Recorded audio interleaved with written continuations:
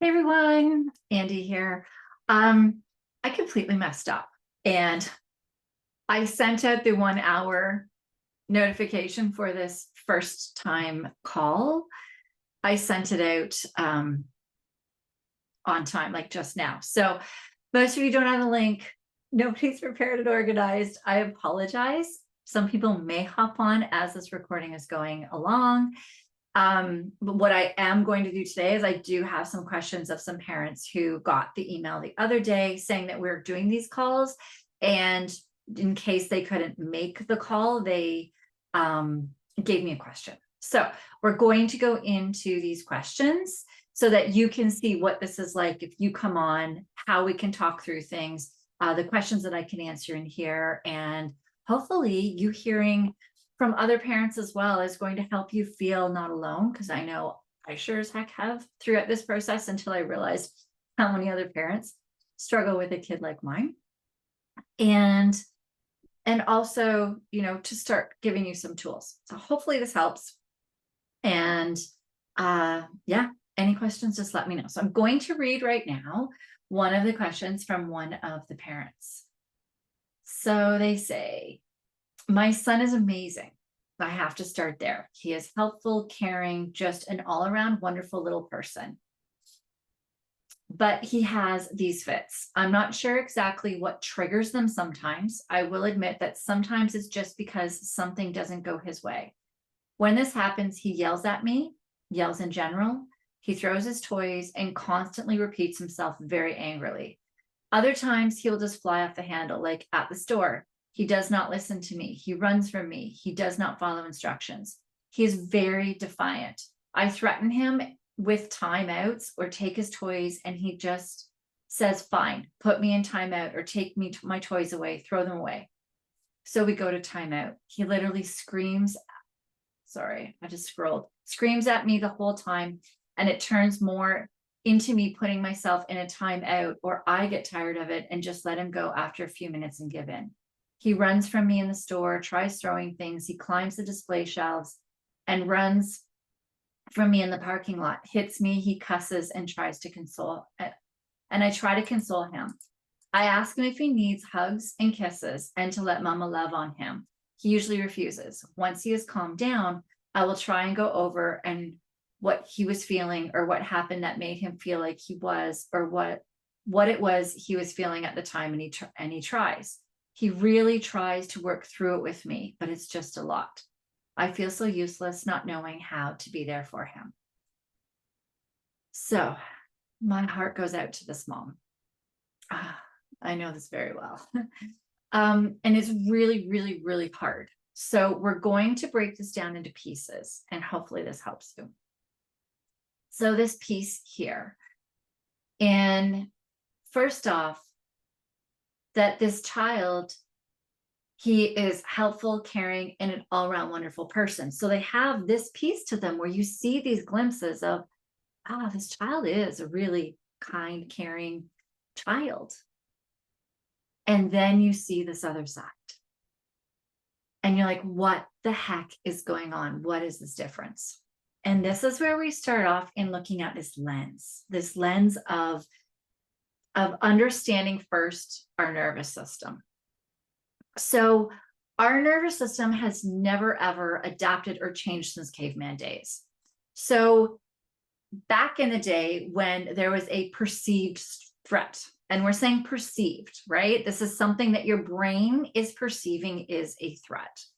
When we have a perceived threat, our stress system kicks in on high alert. So in caveman days, this could be that you were running out of food and you were going to die, that there was no water, that there was a lion or a bear chasing you, that you were, that it was getting too cold temperature-wise, that you were going to freeze, right? So all of these threats, like there were a lot less minimal threats, I'm going to say. There were a lot less minimal threats. So things, when there was a threat, it had to be. So our nervous system would kick in from every single perceived threat that was out there in the environment. That's what kept the caveman safe. Thing is, as we now live in heated houses, we are protected by so many things in the environment. And our because our brain has not adapted to this, anything that is a perceived threat turns on our nervous system. So these can be so many different things. It could be emails coming into your inbox. It could be that you're getting cold. It could be that, that you're getting cold. It could be that you're, all of these things. So these kids, it could be scents and smells. It could be, so a really good analogy, let's think of this analogy too, of a Coke bottle. Sorry, I just have a notification that started coming on here and is pinging me, and I don't normally have notifications. It's distracting me, so I really apologize. I'm just gonna see if I can turn that off, because that would be lovely to turn off my notifications, so that I'm not being pinged. Okay. Can't do it right now. My apologies. All right. This is the thing. We do get distracted quite often. So, all right. So with things, we've got this Coke bottle. So let's say a kid's in school. Let's just say that going onto the schoolyard, they may have really good visual or auditory. So they're actually hearing more sounds or seeing more sounds than people are aware of, which is a friggin' superpower for some of these kids. Like, this is my one child. It is unbelievable how much he visually and auditorily takes in a day. It blows me away. And when he gets into the right career, that is going to do so well for him. But it becomes so overwhelming for him. So his Coke bottle shaking, right? We're thinking the Coke bottle shaking. Or let's just say you're at the schoolyard and there's a child that is struggling with maybe some social cues, and they're trying to talk to somebody, but kids are getting mad at them, or kids are saying something, or they're a highly sensitive child, where they're feeling other people's emotions and they're feeling all of the insecurities and nervousness of all these other kids, or just all of these things. That is just the outside of the schoolyard shaking. We can even backtrack that to starting to get ready in the morning. Let's say that this child struggles to focus and they're struggling to just get the things done that they need to get done. Let's say that that child struggles with perfectionism and inflexible thinking, and something that morning was off, the timing was off, or something new got thrown at them. Coke bottle shakes. Let's say that there is a new smell or a fragrance or something, you're using a new cleaning product, that shakes. Even at school, so they've got this Coke bottle keeps shaking. Maybe there's that part of their working memory that is having them not be able to remember what goes in their backpack every single day and bring it to school. And so that takes so much extra brain power and pushes their body, and their Coke bottle shakes. So that's getting ready for school. Now they're on the schoolyard. Then they're going into the classroom, and there's so many noises and sounds and stimulation. There are interruptions happening during the day. Let's say too that they are somebody that struggles with perfectionism and fear of making mistakes, and they go out of the line or they get a question wrong. Let's say this is a child that struggles with multiple questions being asked of them at a time, or a child where they can do all the answers in their head, but they can't get them on paper. There's so many different things, right? There's all the social things happening in their day. Then they might be having a clothes that's itchy on them, or they might be hungry. They might be going through a growth spurt. They may not have had a good sleep at night. All of these things are shaking that Coke bottle. And they can only handle enough shaking of that Coke bottle before it explodes. So it might explode at school. It might not. They may be able to keep that lid on that Coke bottle at school. But once they get home, they know that Coke bottle can come off, and that's when they implode. So the thing is that when this child is imploding, when they are having these emotions, so these emotions can be different things as well. They can be outbursts and hitting, like this parent is explaining, climbing things, screaming in stores. It can also be anxiety, panic attack, asking tons of questions. What are we doing? What's happening here? I don't know about this. This happened the other day, and they're just ruminating. There's these ruminating thoughts in their brain. And they're going over and over and over a situation, or over and over a test, or over something that might happen today, that might happen, that is probably not going to happen or may not happen. and they're worrying and worrying. So they can get into the worry, which is the clownfish. They may be in the hitting and the predator prowl, waiting for something to attack. That is the shark. They may also be the turtle that completely shuts down. And in that child might seem like they are the good child. They're doing what they're told.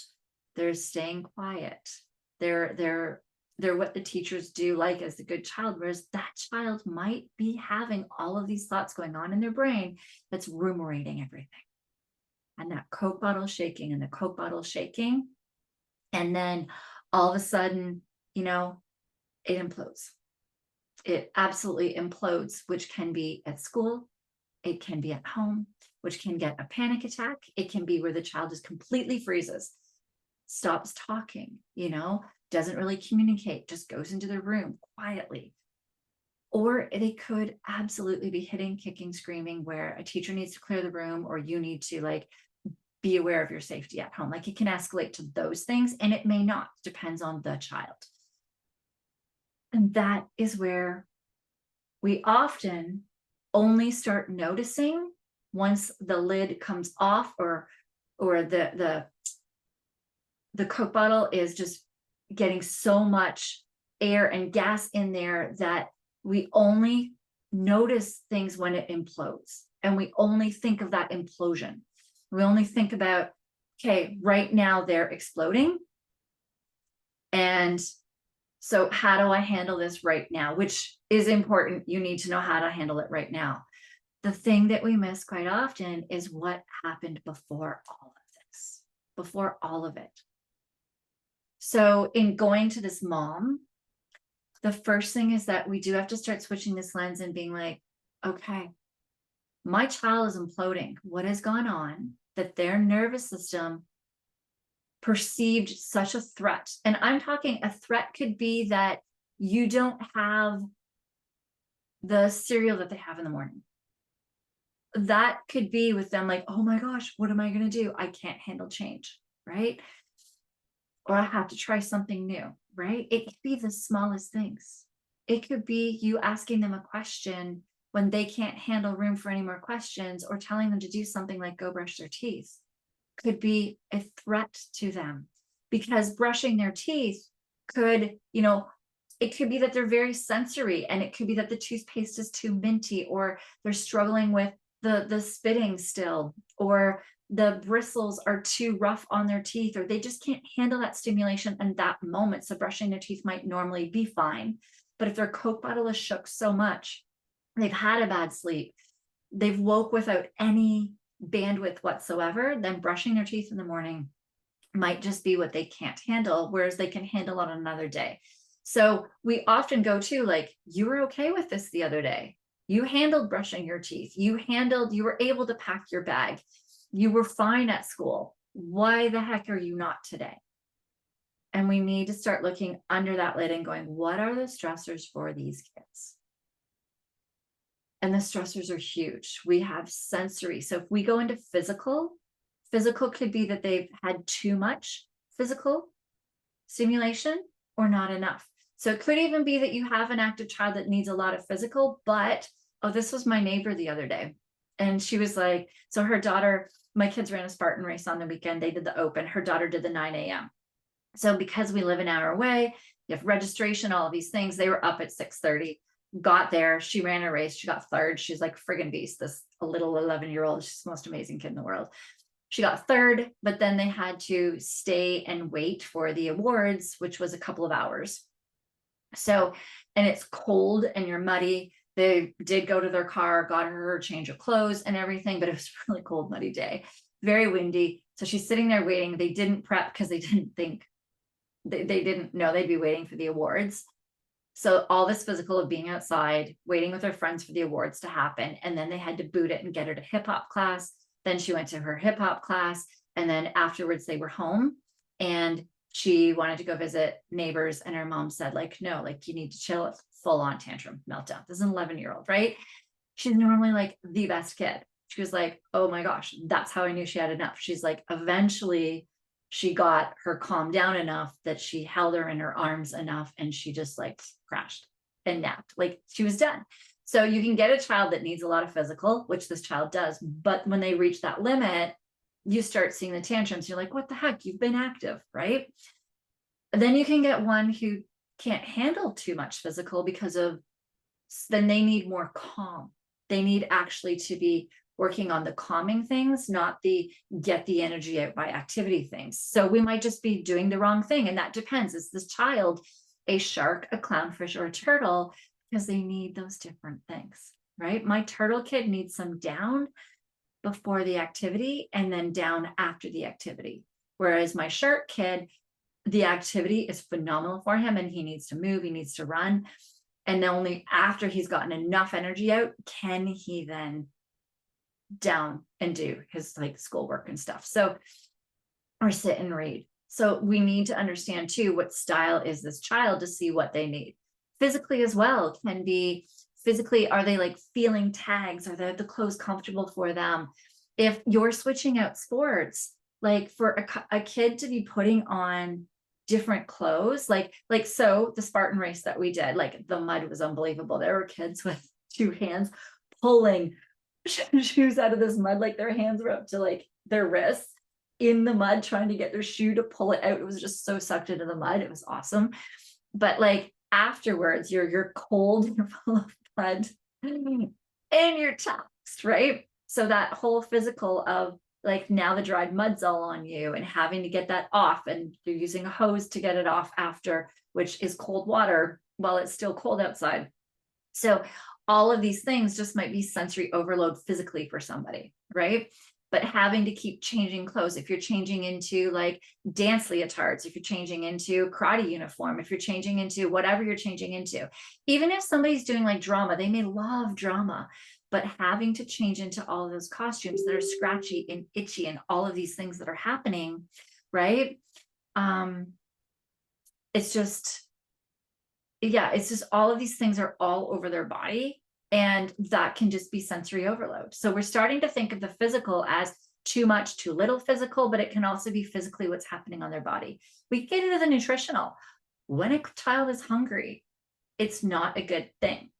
And that can affect them. But also if there's any foods that are affecting them, which we have some kids with sensitive guts. And then we get like my son, when he was younger, dyes, coloring, oh my gosh. Any of that would set him off. So we'd get the sugars and the dyes and coloring, and you'd instantly see a tantrum. He is not bad like that anymore. He notices now though, like he stays away from like Skittles and suckers and candy and things with the dyes and coloring, because he knows he gets a little grumpier and moody. He sees that switch in him now, but it does not hit him at all like when he was younger, because we've done the work to improve his gut, improve his health. So there's this nutritional component too. But at the same time too, if my child's hungry, I'm going to give him sometimes, even though I'm a nutrition coach by trade, I'm going to give him something that's sugary or junky if I know that's what will go into his body to get his blood sugars up, that he will eat, versus fighting me on something that is a healthier option that won't get his blood sugars up to get the hangry out. So we get the nutritional, but we get it from so many different sides as well, of understanding when to be giving them the junk to get their blood sugars up, how to keep them going. Oh my gosh, growth spurts, throw a wrench into that all of the time. So there's all of these different stressors.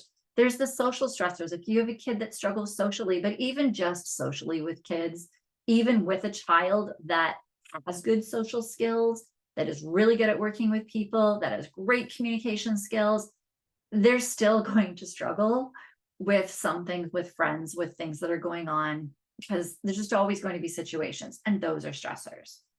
We had environmental stressors. So synthetic fragrances are one that are huge for my son and I, that set us off, which is where for this mom here, I was thinking of being in stores. Certain stores that my son and I go to, especially like a grocery store, if we're anywhere near the soap aisle, the soap aisle or the aisles either, I know my moods change. It used to be, before I understood this and before I'd worked on it, was I would get angry that if I was shopping with my husband, I'd start yelling at him. And I see it in my son. He's much better since we've worked on his stress system and getting that going. But anytime we'd be around anything with synthetic fragrances, you would just see him instantly switch to anger. So it could be smells that are even in the store. It could be all the stimulation. It could be the car ride that to get there. It is amazing when we start looking at these kids and finding out what are their stressors. It could be just that transition of getting them to the place, right? That they like it, but it's just being able to switch from what they were doing into something else that might be enough of a stretch to get that Coke bottle going. So we really need to start diving in and figuring out. So we have physical, nutritional, we have social, we have environmental. Environmental can go in so many different things too. That's a whole rabbit hole that we go into, that I dive into in the support circle, dive into all of these in the support circle. And there's another one, I can't remember. Social, environmental. There's the academic and executive functioning side as well. It's like, how does their executive functioning part of their brain handle things? So they might be academically okay, or you might actually feel that academically they struggle because they may not be able to get words on paper. They may be struggling with just phonetic sounds, which is part of the executive functioning part of the brain, not the academic side. But that executive functioning part of the brain helps them to make decisions, helps them to plan, helps them to organize, helps them to focus, helps them to perceive things in their environment, like when somebody is talking too much or bored of what you're talking about, or just to read those social cues. That is all the executive functioning side of the brain, and that plays a large part as well in the stress that is placed on our kids' bodies and the Coke bottle. So we have to look into all of those and figure out, where is it for this child? How can we support them quickly to get the quick stressors off of them before we dive into the deeper, tougher stressors? So yes, this was a very long explanation.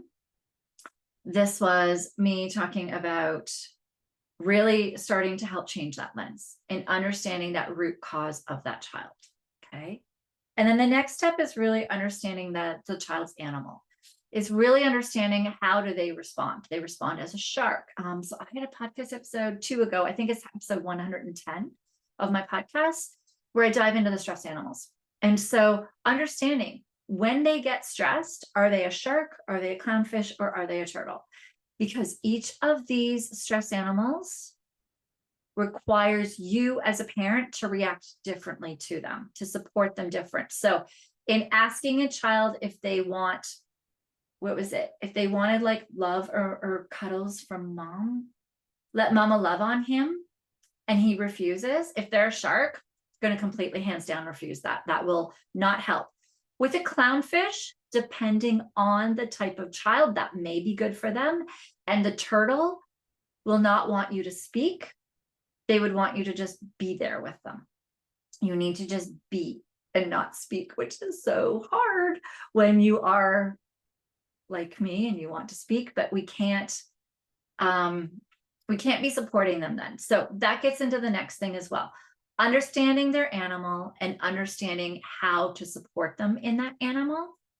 So you get to understand that, but you need to know what your stress animal is as well, and help yourself get into dolphin, where you are calm and connected, to help that child. So you need to be able to do that. But the big thing to understand too is the stress response again. When you're stressed, you get up, and you get up into that red, and you're heightened. You cannot think, you cannot process, you cannot reason with anything. So if we go with that old style of parenting, where you like yell at the kid and tell them what they should do, that kid probably wants to do it. They don't want to be acting out. They don't want to be having tantrums in public. That's embarrassing for them too. But they're in that that brain that can't help it.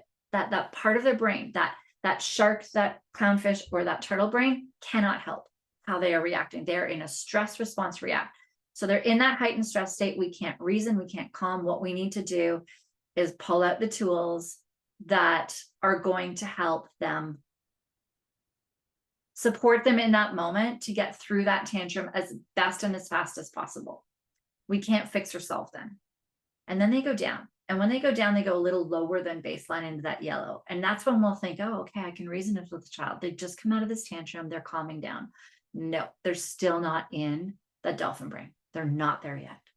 You need to wait until they're up and they're really calm and regulated, which means you've probably fed them, given them some water, something like, so they've had hydration, they've had food, they've sat calmly, and this could be like hours later, it could be the next day, it could be at bedtime if that's a calm time for them, but it might, for some kids, that's an anxiety time. So finding at those calm times, that's when you could talk to them.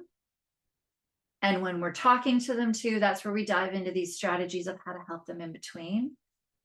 We have to start really slow and meet them where they're at. And quite often we try to help them get to the end goal of not having the tantrums ever, whereas we have to backtrack and start giving them the tools and skills first to start strengthening their stress system so that it can handle more stressors.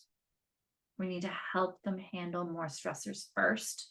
And we need to start that with really small little tools, but also in that moment, helping them understand why they couldn't control themselves, what happens in that moment for them, and get them to understand it. Because once they start understanding it as well, and they start understanding their signs before they get into the stress state, and you start understanding the signs before that Coke bottle explodes, then you are able to help them faster. You're able to start preventing them from getting into it with support, and eventually they're able to start getting without support themselves.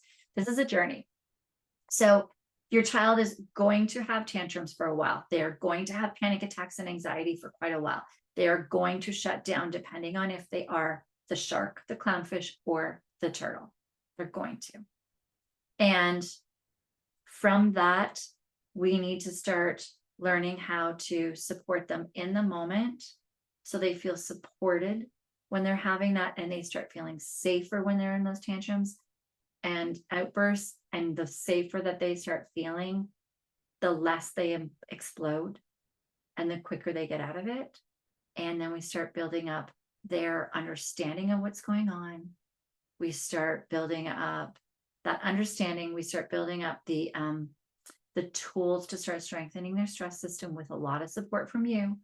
And eventually they can start doing that on their own, and you get less and less. But I'm going to say, like, we've been having some more with my son recently.